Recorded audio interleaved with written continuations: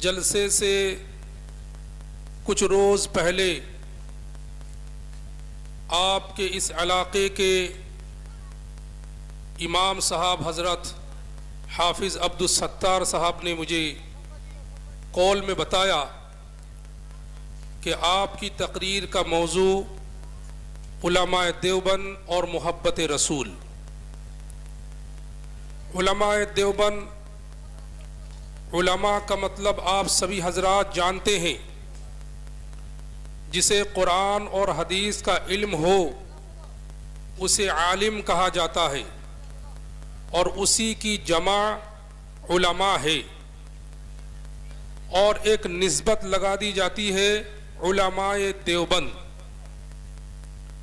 اور محبت رسول کا مطلب بھی آپ نے سمجھ لیا ہوگا کہ حضور پاک صلی اللہ علیہ وسلم سے علماء دیوبند کو کس قدر عقیدت ہے، کتنی محبت ہے، کتنا سچا پیار ہے، اور عشق رسول سے ان کے سینے کیسے ہیں۔ اس سے پہلے کہ آپ علماء دیوبند کا عشق رسول سمجھیں، یہ بھی سمجھ جانا ضروری ہے کہ ہمارے لیے ایمان کی ایک کسوٹی ہے۔ ایمان، کون سا ایمان قابل قبول ہے، کون سا ایمان اللہ کے نزدیک مردود ہے، کس ایمان پر اللہ رب العالمین نے جنت کا اجر رکھا ہے، اور کس ایمان کی بنیاد پر ایک مومن کو، یا یوں کہیے اپنے آپ کو مومن ظاہر کرنے والے کو، جہنم کے نچلے طبقے میں رکھا جائے گا۔ میرے محترم بزرگ و دوستو، اللہ کے رسول کے زمانے میں دو طرح کے لوگ تھے جو اپنے آپ کو مسلمان کہتے تھے، ایماندار کہتے تھے، اور کہتے تھے کہ ہم ایمان والے ہیں۔ ان میں ایک طبقہ تھا صحابہ کا، اور دوسرا طبقہ تھا منافقوں کا۔ اللہ رب العالمین نے ان منافقوں سے کہا کہ تمہارا ایمان اس وقت تک کامل اور مکمل نہیں ہو سکتا، تمہارا ایمان اس وقت تک اللہ کے نزدیک قابل قبول نہیں ہو سکتا جب تک تمہارا ایمان صحابہ کے ایمان کی طرح نہ ہو جائے۔ اللہ رب العالمین نے فرمایا وَإِذَا قِيلَ لَهُمْ آمِنُوا كَمَا آمَنَ النَّاسِ قَالُوا أَنُؤْمِنُ كَمَا آمَنَ السُّفَهَاءُ۔ اللہ نے فرمایا کہ جب ان منافقوں سے کہا جاتا ہے کہ تم اسی طرح ایمان لے آؤ جس طرح صحابہ ایمان لے آئے، صحابہ کے دل میں وہی بات ہے جو ان کی زبان پر ہے، لیکن تمہارے دل میں کچھ اور ہے، تمہاری زبان پر کچھ اور ہے۔ تو ان منافقوں کو اللہ رب العالمین کی یہ بات ناگوار گزری، اور انہوں نے صحابہ کو گالی دی، برا بھلا کہا، اور کہا انؤمن کما آمن السفہاء، کہ جس طرح یہ صحابہ بیوقوف ہیں، جس طرح بیوقوف صحابہ نبی پر ایمان لائے، کیا ہم ان بیوقوفوں کی طرح ایمان لے آئیں گے؟ تو انہوں نے صحابہ کو گالی دی، اور لفظ کیا استعمال کیا؟ بیوقوف کا لفظ۔ اللہ رب العالمین نے صحابہ کی طرف سے ان منافقوں کو جواب دیا، لیکن جواب کا انداز نرالا تھا۔ اللہ رب العالمین چاہتے تو یہ کہتے اے میرے صحابہ کو بیوقوف کہنے والے، تم جہنمی ہو، تم مرتد ہو، تمہارے اندر نفاق ہے۔ اللہ نے کچھ عجیب جواب نہیں دیا، کوئی دوسرا لفظ استعمال نہیں کیا، بلکہ منافقوں نے جو لفظ صحابہ کے لیے انتخاب کیا تھا، جو لفظ استعمال کیا تھا، ہو بہو وہی اسی لفظ سے اللہ نے منافقوں کو جواب دیا۔ اور اللہ نے فرمایا الا سنو انہم ہم السفہاء، جو میرے صحابہ کو منافق، جو میرے صحابہ کو صفی کہتے ہیں، بیوقوف کہتے ہیں، یاد رکھنا یہ بیوقوف کہنے والے خود بیوقوف ہیں۔ اللہ نے نیا لفظ کا استعمال نہ کر کے اس بات کی طرف اشارہ کر دیا کہ یہ ایک قاعدہ کلیہ ہے کہ جو صحابہ کو جیسا کہے گا آسمان والوں سے ایسا ہی سنے گا۔ اگر کوئی کہے کہ صحابہ سب کے سب جہنمی ہے، نعوذ باللہ، آسمان سے ندا آئے گی تو جہنمی ہے، سب جنتی ہے، رب کعبہ کی قسم کھا کر میں کہتا ہوں آسمان سے یہ صدا آئے گی کہ تم سب بھی جنتی ہو۔ میرے محترم بزرگ دوستو، تو ایمان کی کسوٹی کے لیے اللہ نے صحابہ کو پیش کر دیا کہ اپنا ایمان صحابہ کے سامنے رکھو۔ تمہارا ایمان اگر صحابہ سے ملتا جلتا ہے तब तो तुम मोमिन हो और तुम कामयाब हो सकते हो। अगर तुम्हारा ईमान सहाबा के ईमान से टकरा जाए, तजाद हो जाए, तुम्हारा ईमान कुछ और है, सहाबा का ईमान कुछ और है, याद रखना तुम्हारा ईमान काबिल कबूल नहीं है। उलमा देवबंद ने इसी तर्ज को अपनाया है कि अगर तुम्हारी मोहब्बत सहाबा की मोहब्बत की तरह है तब तो तुम्हारी मोहब्बत काबिल कबूल है। अगर तुम्हारा अदब सहाबा के अदब की तरह है तब तो तुम्हारा अदब काबिल कबूल है। अगर तुम अपने आप से इस तरह जाहिर करो कि तुम दुनिया के सच्चे सबसे बड़े आशिक हो, सच्चे मुहिब्ब रसूल हो, तो ये दावा करने से कुछ नहीं होगा, बल्कि देखना पड़ेगा कि नबी का तरीका, सहाबा का तरीका तुम्हारे अंदर है या नहीं है। अब मैं आपको बताता चलता हूं, एक एक वाकया आप हदीस को सुनते जाइए और उलमा देवबंद का अपना अमल देखते जाइए। अल्लाह रब्बुल आलमीन ने अपने पाक पैगंबर जनाब मोहम्मद रसूलुल्लाह सल्लल्लाहु अलैहि वसल्लम को जिस जमीन पर भेजा, उस जमीन का नाम है काबा, उस जमीन का नाम है मक्का, और उस पूरी खित्ते को कहा जाता है हिजाज। मेरे आका अलैहिस्सलातु वस्सलाम के दीवानों, अब आप सुनते चले जाइए। अल्लाह के रसूल सल्लल्लाहु अलैहि वसल्लम ने 40 साल के बाद नबूवत का ऐलान किया, और नबूवत के ऐलान के बाद तमाम कुफार और मुशरिकीन अल्लाह के रसूल के दुश्मन बन गए, और इतनी दुश्मनी की है कि हुजूर पाक सल्लल्लाहु अलैहि वसल्लम को मक्का छोड़कर मदीना जाना पड़ा।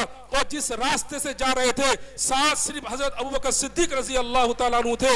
मेरे दोस्तों बुजुर्गों, जरा तवज्जो के साथ सुनिए। हजरत अबू बकर साथ है, मोहम्मद मुस्तफा दोनों साथ साथ चल रहे हैं। पीछे दुश्मनों ने ताक़ुब किया है, और दुश्मनों से बचाव के लिए एक गार था, जबल नूर के अंदर एक गार था। उस गार में अल्लाह के रसूल और हजरत अबू बकर सिद्दीक रजी अल्लाह तआला अन्हु पनाह लिए हुए हैं, अपने आप को रुपोश कर लिया, छुपा लिया, और उस गार में 3 दिन तक छुपे रहे। मेरे दोस्त बुजुर्गों, तो गार में दुश्मनों के डर से 3 दिन छुपना ये मेरे नबी की सुन्नत बन गया। मेरे आका अलैहिस्सलातु वस्सलाम के दीवानों, अब आइए उलमा देवबंद का सरखेल बानी दारुल उलूम देवबंद मौलाना कासिम नानवी रहमहुल्लाह ताला की जिंदगी का एक अनोखा वाकया सुनते जाइए। हजरत मौलाना कासिम नानवी रहमतुल्लाह अलैहि ने अंग्रेजों के खिलाफ जिहाद की मुहिम शुरू की थी, अंग्रेजों के खिलाफ, और अंग्रेजों को इस वतन से भगाने के लिए हर मुमकिन सही करते थे, कोशिश करते थे। अंग्रेजों ने एक वारंट जारी कर दिया कि मौलाना कासिम नानवी जहां नजर आए उन्हें गोली से भून दिया जाए, उसका खात्मा कर दिया जाए। लोगों ने मशवरा दिया, मौलाना कासिम नानवी इस वक्त आपको छुप जाना चाहिए, कहीं आपका दुश्मन आप पर गालिब ना हो जाए, आपको उम्मत के लिए सख्त से सख्त जरूरत है। मेरे दोस्त बुजुर्गों, 3 दिन के बाद लोगों ने देखा कि मौलाना कासिम नानवी खुलेआम बाजारों में घूम रहे हैं, खुलेआम सड़कों पर घूम रहे हैं। उनके खैर खा, उनके चाहने वाले कह रहे हैं, मौलाना ये अपने आप पर क्या जुल्म कर रहे हो, आपको रूपोश हो जाना चाहिए था, आपको छुप कर रहना चाहिए था। मौलाना कासिम नानवी का जवाब सुनिए। मौलाना कहते हैं कि मेरी जान से मुझे अपने नबी की सुन्नत प्यारी है। मेरे नबी की सुन्नत थी कि दुश्मन के डर से 3 दिन से ज्यादा वो छुपे हुए नहीं थे। मौलाना कासिम की जान जा सकती है, लेकिन नबी की सुन्नत की मुखालफत नहीं हो सकती। मेरे मोहतरम बुजुर्ग दोस्तों, एक और उलमा देवबंद का सरखेल है। पहले हदीस सुन लीजिए। अल्लाह के रसूल सल्लल्लाहु अलैहि वसल्लम की वफात होती है। एक सहाबी अपने बाग में काम कर रहे हैं। उस सहाबी का नाम था हजरत अब्दुल्लाह बिन जैद रजी अल्लाह तआला अन्हु। उनके बेटे ने आकर खबर दी, अब्बू जान, हुजूर पाक सल्लल्लाहु अलैहि वसल्लम की वफात हो गई है। ये खबर सुनते ही उसने आसमान की तरफ नजर उठाई और हाथ फैलाकर अल्लाह रब्बुल आलमीन से दुआ की, अल्लाहुम्मा अज़हिब बसरी, ऐ अल्लाह मेरी आंखों की रोशनी छीन ले, क्योंकि जिन आंखों से मैंने मोहम्मद मुस्तफा को देखा है, अब मैं नहीं चाहता कि मोहम्मद के अलावा मेरी आंख किसी दूसरी चीज को देखे। ये एक सहाबा का इश्क नबी का तरीका था, मोहब्बत रसूल का अंदाज था। अब आइए, एक किताब है, किताब का नाम है मलफूजात हुस्नुल अजीज, और उसके सफा नंबर 132 पे एक वाकया लिखा है कि पेशावर के एक आलिम ایک حافظ جن کا نام تھا محمد عظیم, انہوں نے ایک مرتبہ حضور پاک صلی اللہ علیہ وسلم کو خواب میں دیکھا اور خواب میں زیارت کرنے کے بعد حضور سے دو درخواست کی, یا رسول اللہ جب آپ کو میں نے دیکھ لیا اور جب آپ کا دیدار مجھے ہو گیا, آپ کی زیارت ہو گئی, یا رسول اللہ میں ان آنکھوں سے اب دنیا کی کوئی چیز دیکھنا نہیں چاہتا, اور دوسری خواہش میری یہ ہے کہ جس طرح آج آپ نے اپنے دیدار سے اپنی زیارت سے مجھے مشرف کیا ہے اور مجھے عزت بخشی ہے, یا رسول اللہ میں یہ ہر رات آپ کی زیارت کرنا چاہتا ہوں. خدا کی قسم وہ با کمال عالم دین جو صاحب نسبت بھی تھے, علماء دیوبند کے ساتھ تعلق رکھتے تھے, حافظ محمد عبدالعظیم صاحب, ان کی یہ دعا قبول ہوئی اور جب نیند ٹوٹی تو ان کی آنکھوں کی روشنی ختم ہو چکی تھی اور اللہ کے رسول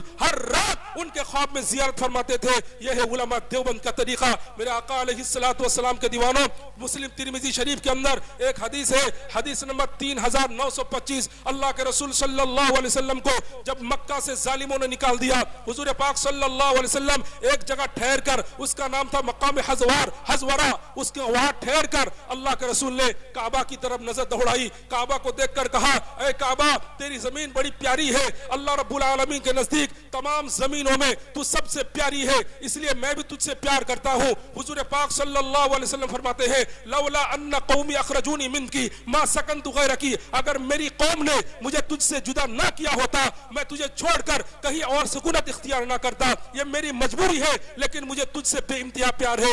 اس حدیث سے اس بات کا پتہ چلتا ہے کہ اپنے وطن سے محبت کرنا نبی کی سنت ہے, وطن سے محبت کرنا نبی کی عادت ہے, وطن کے لیے جان دینا نبی کی سنت میں شامل ہے, اور اسی سنت کو زندہ کرنے کے لیے دارالعلوم دیوبند کا ایک سرخیل کھڑا ہوتا ہے. جب اس وقت کی بات ہے جب ہندوستان, پاکستان, بنگلہ دیش کی فضا غلام تھی اور ہر طرف انگریز حکومت کا چرچا تھا, آدھی دنیا پر ان کی حکومت کا سورج چمک رہا تھا. میرے دوست بزرگوں, جبر و تشدد کا دور تھا اور اس دور کے اندر حق گوئی بالکل چھپ چکی تھی, ان کے خلاف آواز بلند کرنے والا کوئی نہیں تھا. لیکن دیوبند سے ایک مجاہد اعظم کھڑا ہوتا ہے, ایک شیر دہاڑتا ہوا آتا ہے جس کا نام تھا حضرت مولانا حسین احمد مدنی نور اللہ مرقدہ. میرے دوست بزرگوں, حسین احمد مدنی نے اللہ کے رسول کی سنت کو اپنایا کہ وطن سے محبت کرنا ایمان کا حصہ ہے, وطن سے محبت کرنا نبی کی سنت ہے. انہوں نے انگریزوں کے خلاف برسر عام فتویٰ دیا ہے کہ انگریز کی حکومت میں, انگریز کی فوج میں بھرتی ہونا غداری ہے, اسلام سے بغاوت ہے, وہ مسلمان کہلانے کے قابل نہیں ہے. میرے دوست بزرگوں, یہ فتویٰ سننے کے بعد انگریز جج نے حسین احمد مدنی کو بلایا اور جب کمرہ عدالت میں پہنچے اس وقت بڑے بڑے سرخیل موجود تھے, محمد علی جوہر موجود تھے. محمد علی جوہر ہاتھ جوڑ کر کہنے لگے, حسین احمد مدنی بات کو گول مول کر کے حکومت سے جان بخشوا لینا, امت کو تمہاری ضرورت ہے. مولانا سید حسین احمد مدنی وقار کے ساتھ کھڑے ہیں اور جج نے پوچھا, آپ نے کہا تھا کہ انگریز کی فوج میں بھرتی ہونا حرام ہے. حضرت مولانا حسین احمد مدنی کہتے ہیں, میں نے کہا نہیں تھا, اب بھی کہتا ہوں کہ انگریز کی فوج میں جو بھرتی ہوگا وہ اسلام کا غدار ہے اور اسلام کے ساتھ اس کا کوئی تعلق نہیں ہے. اور جج کہنے لگا, حسین احمد مدنی جانتے ہو اس فتویٰ کا انجام کیا ہے, اس کی سزا کیا ہے؟ مولانا حسین احمد مدنی اپنے بغل سے سفید کپڑا نکال کر کہتے ہیں کہ ہاں مجھے معلوم تھا کہ مجھے سزا موت ملے گی, اس لیے میں جب دیوبند سے نکلا تو یہ میرا کفن اپنے ساتھ لایا. کہیے سبحان اللہ. میرے آقا علیہ الصلوۃ والسلام کے دیوانوں, وہ حسین احمد مدنی جب ان کے سینے میں عشق رسول لبریز ہو جاتا تھا تو وہ جنت سے زیادہ اپنے دل کو عزیز رکھتے تھے اور جنت سے مخاطب ہو کر کہتے تھے, وہ کہتے تھے تجھ میں حور و قصور رہتے ہیں, تجھ میں حور و قصور رہتے ہیں. ہاں ہم نے مانا ضرور رہتے ہیں, میرے دل کا طواف کر جنت, میرے دل میں حضور رہتے ہیں. کہیے سبحان اللہ. یہ شعر کس کا ہے؟ حسین احمد مدنی نور اللہ مرقدہ کا. میرے دوست بزرگوں, لیکن ایک بہت بڑا مشہور مقولہ ہے کہ چور مچائے شور. چور مچائے شور کا مطلب یہ ہے کہ جب ایک چور چوری کرنے جاتا ہے اور جب پکڑا جاتا ہے تو وہ بھاگنے لگتا ہے اور بھاگتے بھاگتے کہتا ہے کہ چور کو پکڑو, چور کو پکڑو. لوگوں کا دھیان اس طرف نہیں جاتا, لوگوں کی توجہ اس کی طرف نہیں جاتی. لوگ سوچتے ہیں کہ یہ چور نہیں ہے, یہ بڑا انصاف پسند انسان ہے, یہ چور کو پکڑنے کی کوشش کر رہا ہے. حالانکہ چور مچائے شور, وہ چور جانتا ہے کہ میں نے چوری کی ہے لیکن لوگوں کو دھوکہ دینے کے لیے لیے آج علماء دیوبند کے نام پہ طرح طرح کے الزامات لگائے جاتے ہیں. میں آپ کو سنجیدگی کے ساتھ بتانا چاہتا ہوں, خدا کی قسم جو الزامات علماء دیوبند پر لگائے جاتے ہیں ان سے علماء دیوبند کا کوئی تعلق نہیں ہے. آج یہ کہا جاتا ہے کہ علماء دیوبند محمد مصطفیٰ کو اپنے بڑے بھائی کی طرح مانتے ہیں. میں چیلنج کے ساتھ کہتا ہوں, ایک کوئی کتاب اٹھا کر لاؤ جو دیوبند کی تصنیف ہو, علماء دیوبند کی تصنیف ہو, اور اس میں لکھا ہو کہ علماء دیوبند نبی کو بڑا بھائی سمجھتے ہیں. خدا کی قسم کھا کر کہتا ہوں, میں آپ کو کتاب پیش کر سکتا ہوں, فتویٰ دارالعلوم دیوبند آپ کے سامنے رکھ سکتا ہوں. وہ فتویٰ بالکل سادے الفاظ کے اندر لکھے گئے ہیں اور کہا گیا کہ جو آدمی نبی کریم صلی اللہ علیہ وسلم کو اپنے بڑے بھائی جیسا تصور کرتا ہے وہ خارج از ایمان ہے, وہ مسلمان نہیں ہے, اور ایمانداروں میں اس کی کوئی شمولیت نہیں ہے. میرے دوستو بزرگوں, ہم پر الزام لگایا جاتا ہے کہ علماء دیوبند نبی کو مردہ سمجھتے ہیں, نبی کو میت سمجھتے ہیں, اور نبی کے بارے میں یہ کہا جاتا ہے کہ وہ مر کر مٹی ہو گئے ہیں. میرے دوستو بزرگوں, اس سلسلے میں ایک بہت ہی پیارا شعر لکھا ہے مولانا علامہ خالد محمود نور اللہ مرقدہ. انہوں نے کہا ہے کہ سیرت کی کتابوں میں ایک باب ہے رحلت کا, سیرت کی کتابوں میں ایک باب ہے رحلت کا, نادان سمجھے ہے یہ موت ہم جیسی. میرے دوستو بزرگوں, نبی کا جینا ہم جیسا نہیں, نبی کا مرنا بھی ہم جیسا نہیں. علماء دیوبند کا مسلک یہ ہے کہ اللہ کے رسول صلی اللہ علیہ وسلم کی موت کا انداز عجیب طرح سے ہوا ہے. عام انسان کی موت اس طرح ہوتی ہے کہ اس کے جسم کے رواں سے, اس کے جسم کے ایک ایک انگ سے پوری روح کو نکال دی جاتی ہے. جب جا کر کہا جاتا ہے یہ میت ہے, یہ لاش ہے. لیکن نبی کی موت کی کیفیت الگ ہوتی ہے. مولانا قاسم نانوت بھی کہتے ہیں کہ نبی کے لیے قبض روح, حبس روح کہا جاتا ہے, یعنی پورے جسم کی روح کو اللہ رب العالمین ان کے سینے میں جمع کر دیتے ہیں. یہی نبی کی موت ہے, یہی نبی کی وفات ہے, یہی نبی کا وصال ہے. میرے دوست بزرگوں, آپ نے سنا ہوگا کہ جب اللہ کے رسول کی وفات ہو گئی تمام صحابہ مان چکے ہیں کہ اللہ کے رسول کی موت ہو گئی ہے. لیکن ایک بڑا جرنیل صحابہ تھا جن کا نام تھا عمر فاروق رضی اللہ تعالیٰ عنہ. وہ آ کر کہنے لگے اور تلوار نکال کر کہنے لگے کہ جو کہے گا کہ محمد مصطفیٰ کا انتقال ہو گیا ہے اس کا سر قلم کر دیا جائے گا. میرے مصطفیٰ تو اللہ سے بات کرنے کے لیے گئے ہیں. میرے دوست بزرگوں, اب آپ کے ذہن میں سوال ہوگا کہ چھوٹے چھوٹے صحابہ وہ مان چکے ہیں کہ اللہ کے رسول پر موت طاری ہو گئی ہے, لیکن اتنا بڑا صحابہ جس کے بارے میں اللہ کے رسول نے فرمایا کہ اگر میرے بعد نبوت کا دروازہ جاری رہتا عمر فاروق نبی ہوتا, اس کو کیا پتہ نہیں ہے کہ اللہ کے رسول کی آنکھوں سے, اللہ کے رسول کے ہاتھ سے, اللہ کے رسول کے پیر سے, اللہ کے رسول کے جسم اطہر سے روح نکل چکی ہے. لیکن میرے دوست بزرگوں, اصل بات یہ ہے کہ حضرت عمر فاروق کی نظر دل پر پڑی اور صحابہ, دیگر صحابہ کی نظر اللہ کے رسول کی آنکھ پر پڑی. تو جنہوں نے اللہ کے رسول کی آنکھ پر نظر کی انہوں نے کہا کہ اللہ کے رسول کی وفات ہو گئی, اور عمر فاروق نے سینے پر دیکھا کہ سینے کے اندر تو روح موجود ہے. جب سینے کے اندر روح موجود ہے تو اللہ کے رسول کو موت کا تھا, موت کیوں کہا گیا اور مردہ کیوں کہا جا رہا ہے, یہ کیوں کہا جا رہا ہے کہ ان کا انتقال ہو گیا. بات کو سمجھنے والے کون تھے؟ حضرت ابوبکر صدیق رضی اللہ تعالیٰ عنہ. انہوں نے کہا کہ عمر, یہی نبی کی وفات ہوتی ہے, یہی نبی کی موت ہے کہ دل زندہ ہو اور باقی تمام اعضاء سے, باقی تمام جواری سے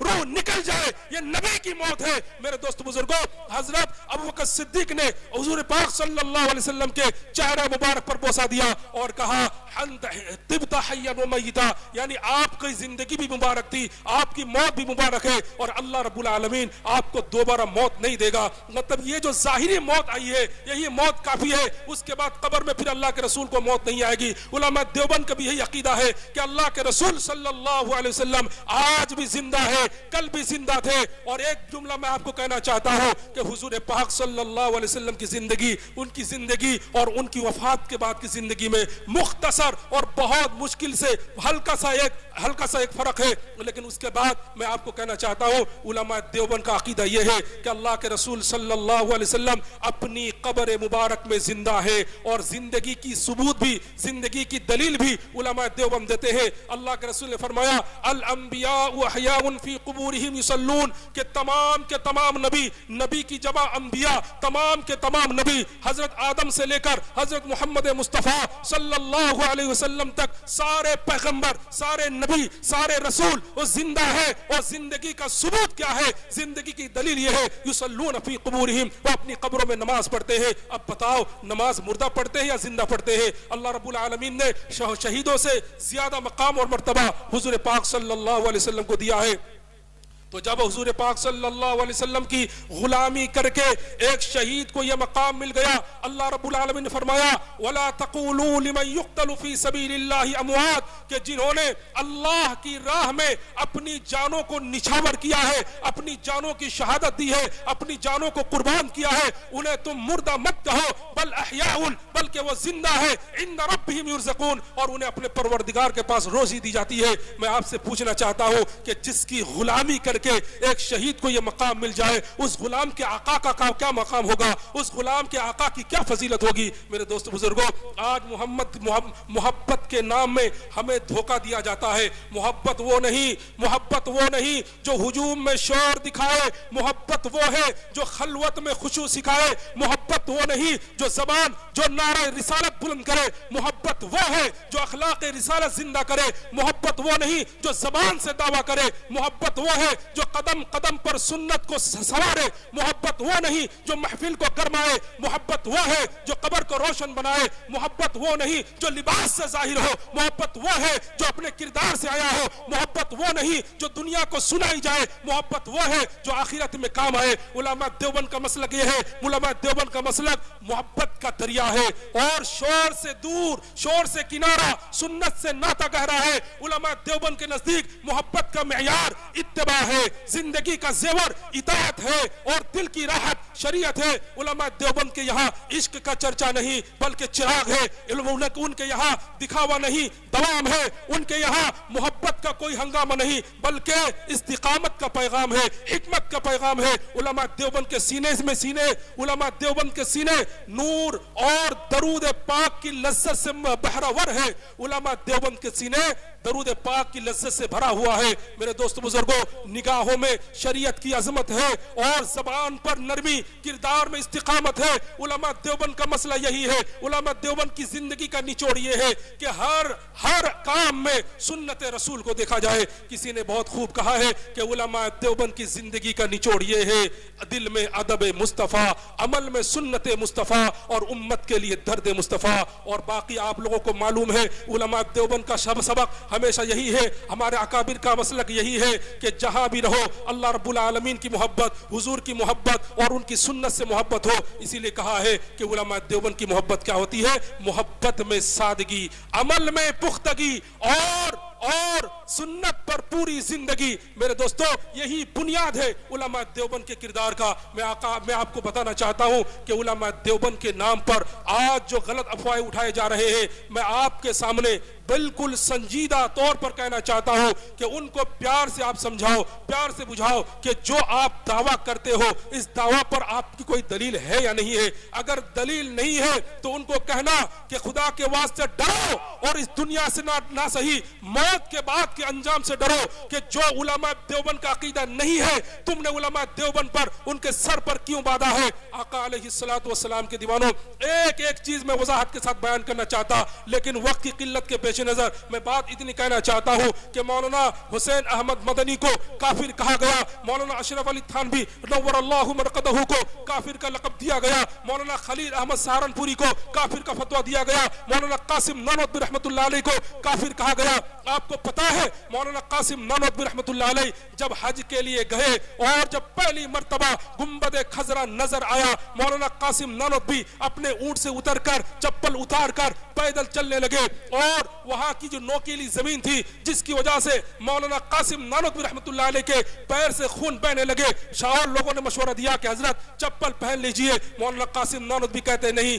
ہو سکتا ہے کہ 1400 سال پہلے میرے مصطفیٰ صلی اللہ علیہ وسلم کا ادھر سے گزر ہوا ہوگا، تو جس طرف سے میرے مصطفیٰ کا گزر ہو وہاں قاسم نانوتوی کی گستاخ چپل نہیں جا سکتی ہے۔ مولانا قاسم نانوتوی زخم پر زخم کھائے ہوئے ہیں اور خون پر خون کا قطرہ نکل رہا ہے، اس کے باوجود اللہ کے رسول صلی اللہ علیہ وسلم کی ادنا سی گستاخی ان کو برداشت نہیں ہوئی ہے۔ میرے دوست بزرگوں، مولانا قاسم نانوتوی جس جگہ میں رہتے تھے اس جگہ کا نام تھا نانوتا، وہاں کے لوگ ہرا رنگ کا چپل زیادہ پہنتے تھے۔ مولانا قاسم نانوتوی رحمۃ اللہ علیہ کے سامنے کسی نے ہرا رنگ کا چپل پیش کیا ہے، مولانا کہتے ہیں کہ نہیں، گنبد خضرا کا رنگ ہرا ہے، لہٰذا مولانا قاسم نانوت بھی اس رنگ کی بے ادبی نہیں کر سکتا اور اسے اپنے پیروں کی زینت نہیں بنا سکتا۔ میرے آقا علیہ الصلوۃ والسلام کے دیوانوں، یہ ہے علماء دیوبند کا کردار۔ آج جس کو مولانا اشرف علی تھانوی کو کافر کہا جاتا ہے، پتا ہے عشق رسول میں سرشار ہو کر انہوں نے کیا کیا جملے کہا ہے اور کیا کیا کتابیں لکھی ہے۔ اللہ رب العالمین نے انہی کے ذریعے سے کتاب لکھنے کا